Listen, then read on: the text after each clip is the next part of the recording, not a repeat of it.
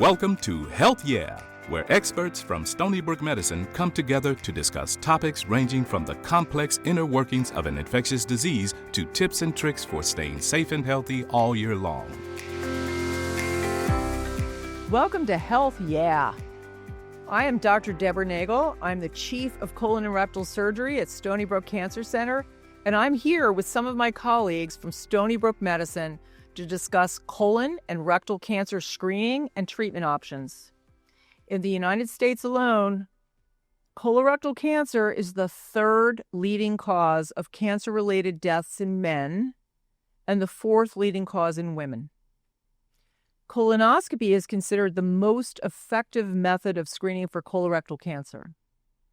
And beginning at age 45, all men and women should be screened, even if they aren't experiencing any issues.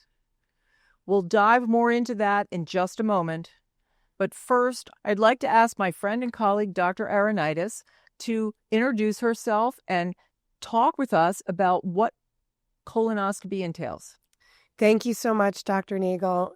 I'm Olga Aronitis. I'm the Division Chief of Gastroenterology and Hepatology here at Stony Brook. Thanks for the opportunity to connect with you today. So as you asked me, what is a colonoscopy? So it really, a colonoscopy is a procedure. It's a routine procedure that allows us to directly look into the colon or the large intestine. It's a procedure that we use. We use a thin, flexible camera to look inside the colon or the large intestine. And what we're looking for specifically for colon cancer screening are polyps or early cancers. So colonoscopy is a very effective colon cancer screening test. And because not only do we have the opportunity to look at lesions, but we have the opportunity to remove them when they're there. So polyps can grow into cancers when they stay in the colon for a long period of time. At least some of them can. So colonoscopy not only provides an ability to make a diagnosis, but also to remove polyps and prevent the development of cancer. And so that's why it's so effective. So why are people so scared of having a colonoscopy? I mean, I personally see so many patients who have not had a colonoscopy in the recommended time frame by age 50 or 45. Yeah. So there are so many reasons, I think, why patients are scared of a colonoscopy. It is an unknown. It's a procedure, definitely anxiety provoking, and can put patients in a very vulnerable state. And so I'm hoping that today we can share with folks what a colonoscopy entails to dispel some concerns. But it is generally a very simple procedure. We ask patients to take a bowel prep, and honestly, that is the most unpleasant part. The most, right? That is the most unpleasant part of a colonoscopy for sure, but it is a very important part. It's a critical step, and the colonoscopy prep allows us to see clearly when we're doing a colonoscopy. So it's vitally important, though unpleasant. However, when you come in for a colonoscopy, you meet with an anesthesiologist. You get sedation or anesthesia for the procedure, so patients are very comfortable throughout the procedure. They don't feel or remember anything truly, and so that often surprises patients when they wake up. They can't believe they went to sleep and they're awake already and feeling fine and not remembering exactly what happened. But procedure is usually very safe and easy. So why should people do it at 50? And now we're recommending 45. Yeah. Why the shift? But why? How did that? Where did that recommendation come from? So there are new guidelines now that recommend colon cancer screening starting at the age of 45. It used to be 50, as you said, but now it's 45 years old. And the reason for that is that we have recognized that there are more patients who are younger who have developed colon cancer. So there's a increased risk that we've seen over the years in younger patients. And so coming for a colonoscopy, it really allows young patients the opportunity to be appropriately screened because, as you mentioned, many times there are just no symptoms at all, which also surprises patients. That's the reason we do these screening tests, is because patients most of the time, they have no symptoms, even if they have an early cancer. Fine. They have no bleeding, nothing, and they think, why would it ever be a problem for me? That's right. That's right. And that's why that screening test is so important, is because most of the time patients will feel just fine, even if they have an early cancer that's slowly growing. And so we can intervene on that and we can get patients better. We can treat them earlier. We can remove early lesions endoscopically. And it's so important that young patients come to us to get screened.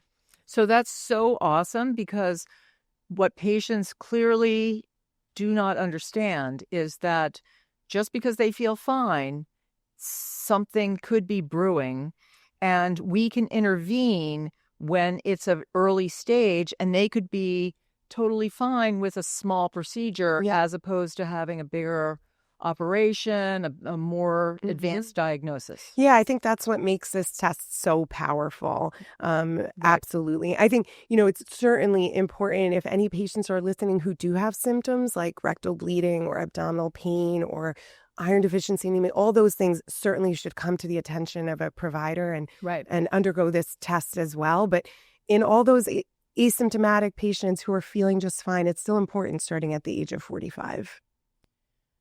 So, Olga, what about those patients I see, you see, just won't have a colonoscopy? Somebody in their family had a bad experience.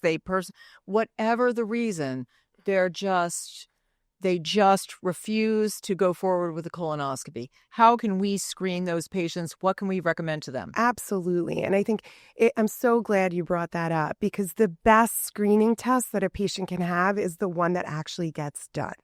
So there are other screening modalities that you can use for colon cancer screening that are not a colonoscopy and that are not invasive. They include stool-based testing, which can be done in the home, like a Cologuard test or a FIT test, where a patient has a kit. They collect a stool sample, they bring it in, and that can give you a positive or a negative result. And then also a CT colonography, which is also minimally invasive. It still requires a bowel prep, but it's an imaging test.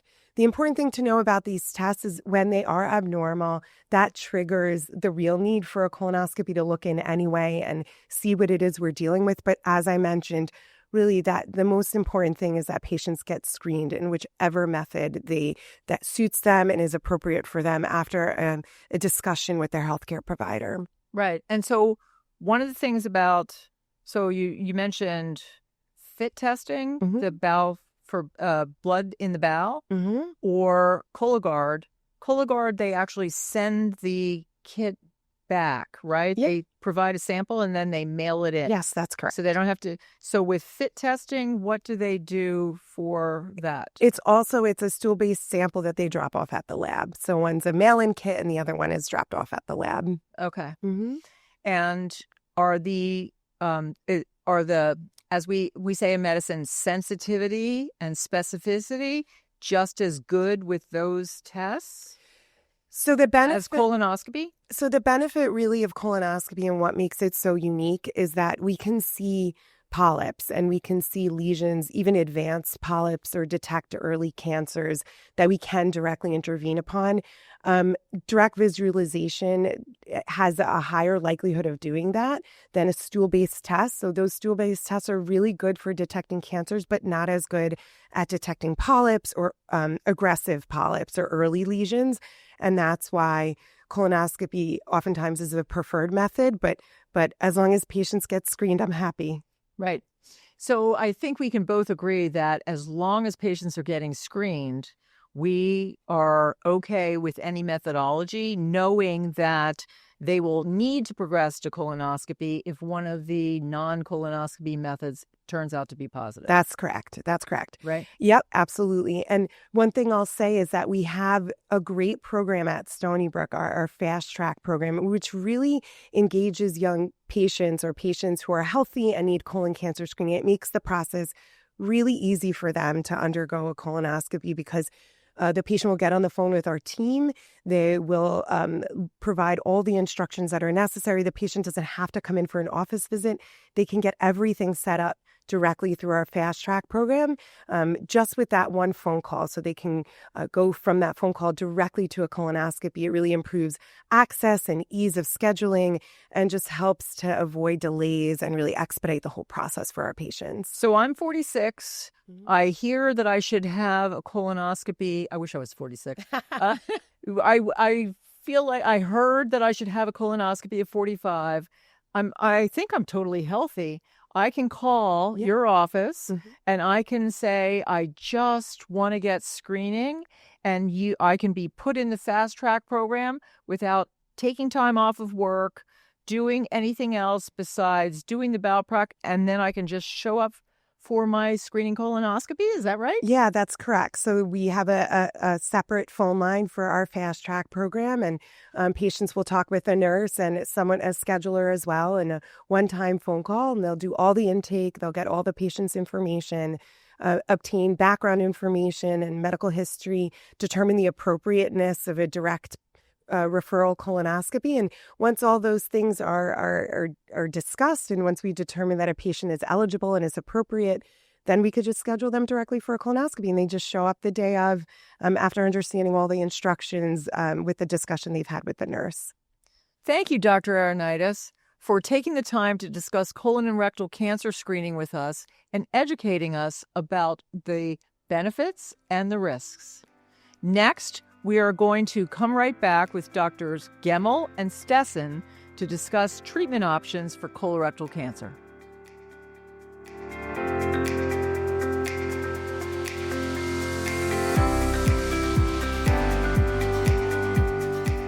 Welcome back. I'm now joined by Dr. Gemmel of Medical Oncology and Dr. Stessen of Radiation Oncology to talk about what happens when a patient is diagnosed with colorectal cancer. Doctors, could you just briefly introduce yourselves? Sure. Hi, I'm Julie Gemmel. I'm a hematologist oncologist here at Stony Brook, and I have a subspecialty focus in the treatment of GI cancers. All right. I'm Alex Stessen. I'm a radiation oncologist at Stony Brook, also specializing in treatment of GI cancers. I'm happy to be part of this team. And we are a team because we are all working together for patients who have recently found out that they have colorectal cancer, which is always a shocking and difficult thing for patients to hear, right? Yeah. So let's talk about what first happens after a patient receives a diagnosis of colorectal cancer. What do we as a team do to evaluate the patient and work and understand what their staging is and what are the next best choices? Okay. Right. So, Deb, as you mentioned, I think that a new cancer diagnosis is very stressful to patients, and they're hearing things, a lot of things for the first time, and that can be overwhelming. So usually what I'll recommend patients do the first visit is they come with a family member or even a close friend who can serve as a second set of ears to help kind of absorb all of the new information that they're receiving. So crucial for any visit, right? Right. Yeah. I guess in terms of management plan, one of the important things is diagnosis. So we want to have biopsy confirmation of cancer. The second most important thing is staging. And I think a lot of people don't realize how important this is, but ultimately serves to guide our management plan. And so from our standpoint in medical oncology, we order scans to determine the stage of the disease. And usually what that entails is a CAT scan of the chest, abdomen, and pelvis to see if the cancer has spread to any other organs, like the liver, the lungs, or the abdominal cavity. Right. And in radiation oncology, we rely on these scans to also guide our therapy and, show us the anatomy where the disease is, where the disease might be. And this is what we make our plans based on.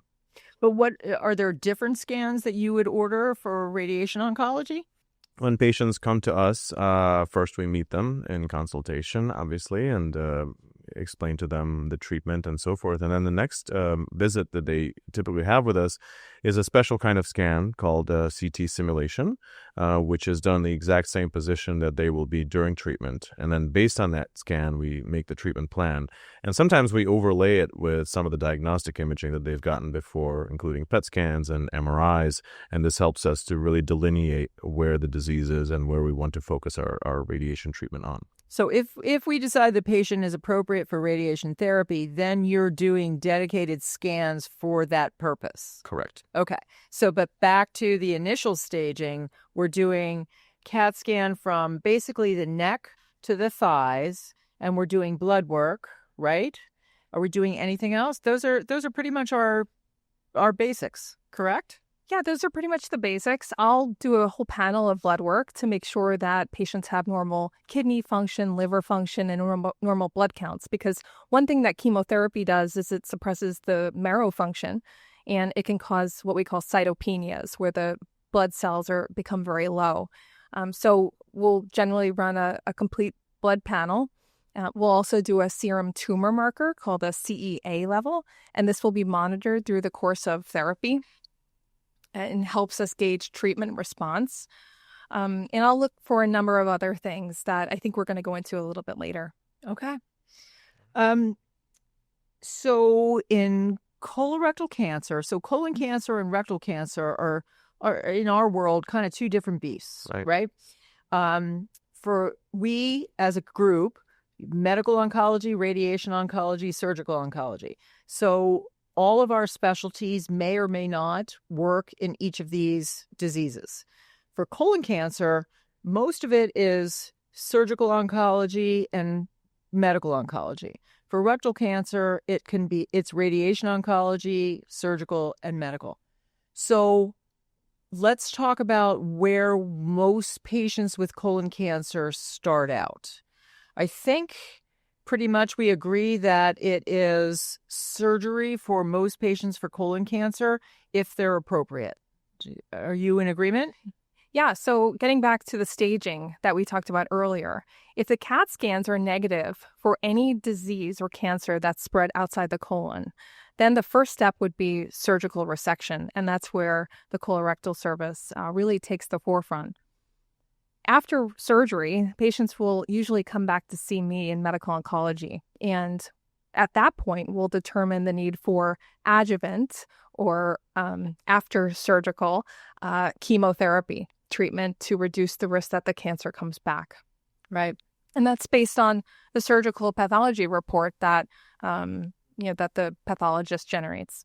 And so the great thing, and so one of the things I want to highlight for all of us is what are the changes that have occurred in each of our specialties in terms of management of colorectal cancer. For us in surgical oncology, minimally invasive surgery is a huge, huge change and benefit for patients. So most patients are able to have minimally invasive surgery, which really means incisions the size of my thumbnail.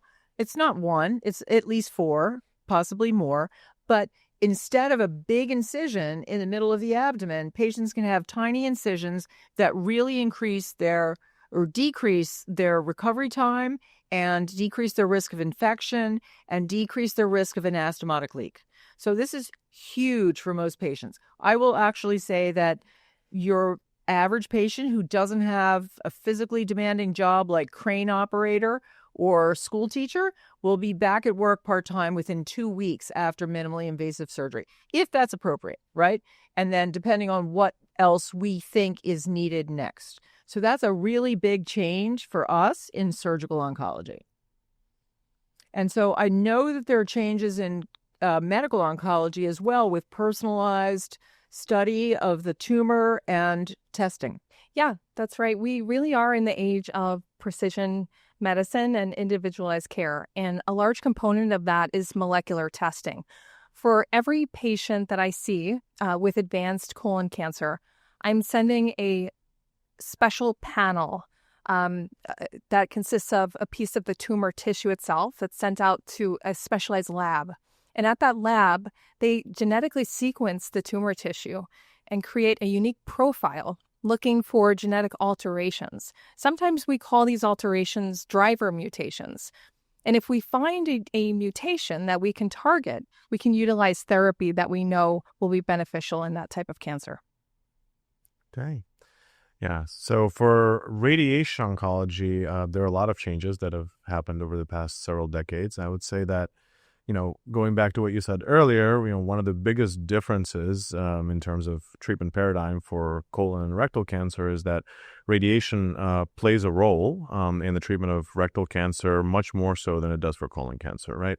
The reason for that is location, right? So below the peritoneal reflection, there is much more room to radiate and do so effectively while having minimal toxicity. Here's how I think about it. the pelvis is a funnel. Take a traffic cone, turn it upside down. The bottom is the bottom of the pelvis. The upper limit is the top of the pelvis. And then you put a rectum in there. As soon as that tumor grows outward, it is butting up against the walls of the pelvis and the bone. And that's why I need you, because once those tumors start to grow outward, I need you to shrink them down before I can actually take them out with surgery. That's right. But going back to colon cancer, traditionally, radiation hasn't played much of a role in treatment of colon cancer, but that's actually changed. And one of the biggest advances in our field has been stereotactic body radiation therapy, or SBRT. And now we use that quite commonly in situations where the colon cancer has traveled outside the abdomen, right? Sometimes it may lodge itself in the lungs or other parts of the body. And in these situations, there's now a very effective and safe way to treat it, which is with this very precise pinpoint radiation. And the patient has to come only for 4 or 5 treatments. Typically has no side effects except for maybe some mild fatigue, and it can be very effective at eliminating these spots that the cancer's traveled to. So that's for colon cancer. And I guess we can talk about rectal cancer as well, because there have been some exciting changes in terms of the way we treat it, I think, from all of our standpoints, including radiation, right? Yes, I think that absolutely. We have had so in the U.S., we've had a big migration in the last 5 years, would you say is appropriate? Yeah. It was, of course, described elsewhere, outside the U.S. before that. But now there's widespread adoption of what we would call total neoadjuvant therapy, where we lead with chemotherapy, then give radiation if appropriate, and then do surgery. And it used to be that we would give radiation and chemo first, then do surgery, and then give the real big chemo later, right? Yeah. And so the whole paradigm has flipped, but the beauty of it is that up to 40% of patients we now know will respond to the chemotherapy and radiation therapy and don't need surgery. Right. So it's really upended the way we think about and manage rectal cancer in the last 3 years, I would say. Yep. Yeah, this has been a true game changer, I think, right? And, when you go back to the large-scale clinical trials that define how we treat rectal cancer, back in 2005, they looked at the rates of what we call a complete response, where a patient doesn't need surgery after getting radiation and chemo first, and it was 8%. 8%, right? 8 to 10, right? 8 to 10, and now we're up to 40. This is a huge difference. It's remarkable, right? Yeah. Right? Which is great to be alive during times of medical advancement. Yeah. And I think we'd be remiss if we didn't talk about the role of immunotherapy in rectal cancer as well. Several years ago, there was a trial looking at immune checkpoint inhibitors in patients who are deficient mismatch repair, early stage rectal cancer. And the results were astounding. They essentially saw complete clinical responses in all patients treated with a PD-1 inhibitor called dostarlimab, which really is a game changer when you don't have any evidence of disease, either by endoscopic evaluation, physical exam, I mean, or colonoscopy, imaging. right? Endoscopic means colonoscopy, right? Correct. So, or imaging. But what happened when that news came out? Everybody was calling your office saying, I want that drug. Correct. I want that drug. So we really have to be clear about who are the patients who actually qualify for that drug. Right. Right? So one of the things that I look for in all patients with colon and rectal cancers are their mismatch repair profile. So mismatch repair proteins are really DNA repair system, and they repair errors that occur during DNA replication. And when these mismatch repair proteins are deficient, errors in DNA replication accumulate, and this leads to genomic instability, and that's a big driver for cancer occurrence.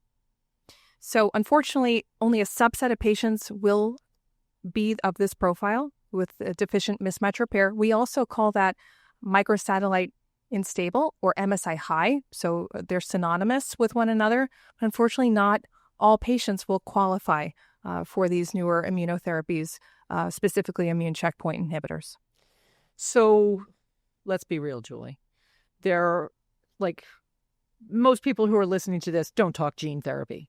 So really what we're talking about is you're testing the tumor to see if the genes are torqued or tweaked in a way that they would respond to this one drug, this one kind of therapy. And correct me if I'm wrong, but the reality is about 10% or less patients with colorectal cancer will actually have this gene tweak that would allow them to have that medication. Is that right? Correct. It's around 15% of patients with colorectal cancer, and the numbers get lower with more advanced stage disease. However, even if a patient isn't deficient in mismatch repair proteins, if they're not MSI high, we could identify another driver mutation like BRAF, KRAS, or even HER2 that have effective therapies for treatment. Which is why we do all kinds of genetic testing on every tumor to help guide medical therapy, radiation therapy, and not so much for surgery, but definitely for medical and radiation. It can tell us what's the best treatment pathway to put a patient on, right? Correct. And again, to further personalize their treatment plan. That's right. Yeah. Right? So one area that's really interesting to me as a surgeon is that with endoscopic or colonoscopy advancements, that more and more the GI doctors are identifying polyps at an early stage, taking them out, and then finding cancer. And then they send them to us saying, oh, the patient has cancer. What do we do now? And so we're looking at a whole new algorithm about how we address those patients in terms of, do they need additional treatment with medical oncology or radiation oncology? Right. What are you guys seeing? Yeah, I'm seeing the same things. And usually when patients see me in the office, I'm looking through the staging imaging, I'm looking through the surgical pathology reports to determine if there are high-risk features that warrant adjuvant chemotherapy. Some of the features I look for instance, and you know this very well, tumor size, whether there are lymph nodes involved with the cancer, and then other details like surgical margins, the invasion of lymphatics or vascular spaces. Even how cells look under the microscope, whether they are normal appearing or if they look a little bit more abnormal. Those are all features that are historically known to be high risk for cancer recurrence, and it may incentivize me to offer chemotherapy to reduce the risk of recurrence. Yeah, very much same line of thinking with radiation. Obviously, radiation plays more of a role in treatment of kind of locally advanced rectal cancers, the ones that have traveled to lymph nodes, that have grown through the rectal wall. But, I would say that, 10, 15 years ago, this was all done in a kind of a standard way with anticipation of a bigger surgery. Now, I'm thinking about it a little bit differently. And, I give a little bit more radiation dose than we used to, in hope that we can get a complete response and they can avoid a bigger surgery. And the chemo and the radiation would really do the job, and there's nothing left behind. But also, Alex, we have patients that we've shared that have had endoscopic or colonoscopic resection of a distal, meaning mid or distal rectal polyp, turns out to be cancer. There's right. Concern. And then we say, oh, we don't want to do surgery and take out your rectum and rebuild everything, but because of these unfavorable features, we'd like you to have radiation or chemo. Yeah, because we know that radiation and chemo in combination work very well for what we call microscopic disease, right? Right. Disease that we can't see on imaging or on the scope, but we know that there may be some cells left behind, and the radiation and chemo will take care of them. Which all points to the fact that we are continually customizing and personalizing treatment for every single patient. That's right. So that's all the time we have today. Thank you both for your expertise and your time, and thank you to our viewers and listeners. If you found this conversation interesting, Don't forget to like and subscribe for more informative health-related content. Stony Brook Medicine is Long Island's premier academic medical center. We transform lives through scientific discovery, education, and care, and we bring together innovative research, advanced education, and extraordinary healthcare expertise to set the standard for how healthy communities thrive. For more information, visit stonybrookmedicine.edu or follow us on social media, Stony Brook Medicine on Instagram, Threads, Facebook, YouTube, and LinkedIn, and Stony Brook Med on X.